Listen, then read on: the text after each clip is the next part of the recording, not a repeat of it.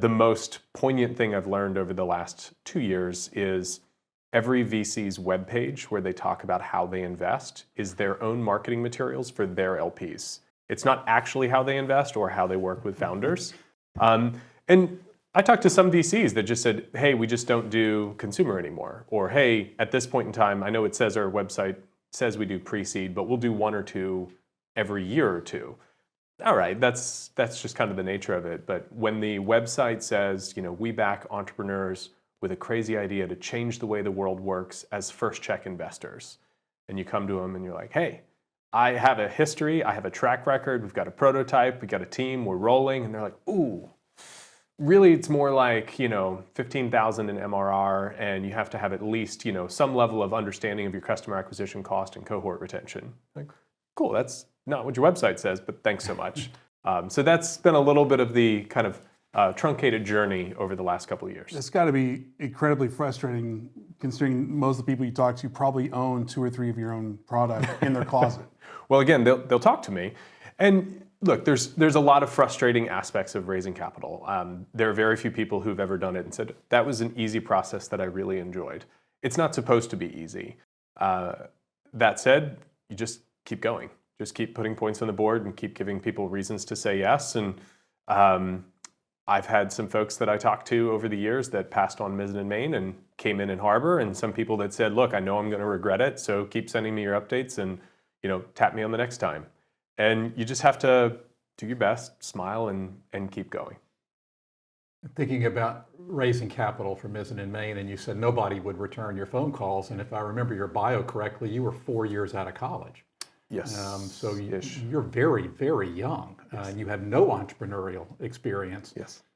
When did that idea come to you? Because 4 years out of college to start a business from scratch is a bit unusual from my experience. Yes. So I'm impressed that you were able to raise money at all at that age with that lack of experience. How did that play out? When did you come up with the idea, and how did you raise that capital? So I was a summer intern in DC. Worked for a political organization, which taught me I never wanted to work in politics and largely never wanted to be in DC. But I watched a congressional staffer run into a building soaked in sweat. I grew up playing golf, watched performance polos take over on the golf course, and wondered why no one had ever made a dress shirt out of performance fabric. I played a bunch of different sports, and you feel all the different types of synthetic fabrics, and you wonder, could someone make a dress shirt out of this? But for many years, the old adage, if it was such a good idea, someone would have done it, stopped me, and I know has stopped a lot of other people and a lot of good ideas from progressing. I didn't really tell that many people about it because I was really scared someone was going to take my idea, which I've learned is that's not how the world works. Plenty of people had the idea. It's all about actually going and building it. But those that I did talk to largely said, nah, it's not going to work. No one will ever wear it. It can't look right. And a very long journey, recapped very shortly, I ended up starting in mid-2011, just making phone calls and doing research and trying to figure out how do I get fabric. I got some fabric swatches. I ended up ordering some yardage. I had a seamstress make me a shirt. And I had this aha moment where I came home from work and had the first prototype on. I worked for Hunt Oil here in Dallas, and everyone wore a suit and tie every single day. And I picked my prototype up when I was on my way home from work. And I walked in the front door, and my wife didn't realize I wasn't wearing a normal dress shirt. And when she didn't look at it and go, why are you wearing a basketball jersey with a tie? I knew that, okay, I could do this. There's a lot more work to do. I have to go figure it out. But that said, it's worth pursuing. I should give this a shot. And you said 4 years out of school. Yes, in many respects, it is very young to start a business, but based on the way that the entrepreneurship wave in kind of the late 2000s and early 2010s, I felt like I was already missing the wave. And I remember one of my mentors told me in the late 90s, everyone around him was starting a company and becoming, fabulously wealthy on paper, and that all mostly crashed. But I worked for 2 great organizations. I learned a lot, and I just had this really burning desire. I just sort of said, if I'm going to try to do something myself, I'm in my 20s, now is the time to do it. And now starting my second company with 2 kids, the stress level's different, the demands on your time are different, the risk factors are different. But I also, having worked for 2 great organizations with great people, I just felt like I want to try for something more. And if I fail, I will be more valuable as an employee than anything else that I could go do. I didn't really have an interest in going back to school. I did well in school and I liked it, but I didn't really want to go back. For some people, that's a great transition. It didn't feel that way for me.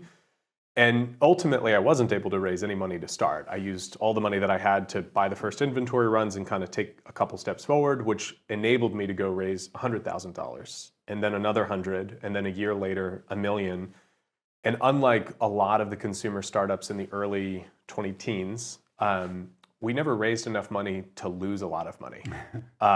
We were growing multi-100% year on year and losing about 10% or less on an EBITDA basis. And so these companies, and I won't name names, but I remember a very high-flying consumer startup that got lots of press, lots of adulation from the press and Fast Company and all these things. They did $40 million in a year that we probably did 20, but they lost $20 million and we lost like 1.3. And so I just knew we're doing something right. You just got to keep going. And it was a lot of phone calls, and a lot of the people that I talked to along the way were like, you don't really have an investable business yet. But they were angel investors who were used to investing in apartment communities or kind of middle market type of stuff that's very predictable. And I'm saying I'm going to change the way that the apparel market works. And I'm going to try and go from 2 to 8 to 16 to $30 million in revenue. And that's not what most angel investors, especially at the time, were looking for. Those early angel investors, were they investing in Mizzen Main or were they investing in you? Exclusively in me. Yeah. And these were relationships that I'd had over the years. The first angel check that I had received was from a guy named Andy Shaw. We worked together in Oliver Wyman in Dubai. He brought 2 of his friends in. Rogers Healy here in Dallas was a friend from college. Well, he was older than me, but we knew each other through SMU. He put one of the first checks in. And those were people that said, look, this is a flyer. And thankfully, a mentor of mine had really kind of sobered me going into it, which was his first business.